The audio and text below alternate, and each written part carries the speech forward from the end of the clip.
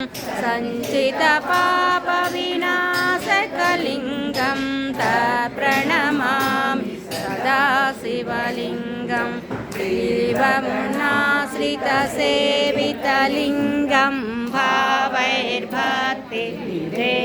च लिङ्गं दिनकरकोटिप्रभाकरलिङ्गं प्रणमामि सदा शिवलिङ्गम् अष्टदलोपरिवेष्टितलिङ्गं सर्वसमुद्भवकारणलिङ्गं कष्टदरिद्रविनाशकलिङ्गं प्रणमामि सदा शिवलिङ्गं सुरवरपूषितलिङ्गं सुरवनपुष्पसदार्चितलिङ्गं परमपदं परमात्मकलिङ्गं तत्प्रणमामि सदा शिवलिङ्गं गाष्टकमिदं पुण्यं यैव सन्निधौ शिवलोकमवाप्नोति शिवेन सह मोदते।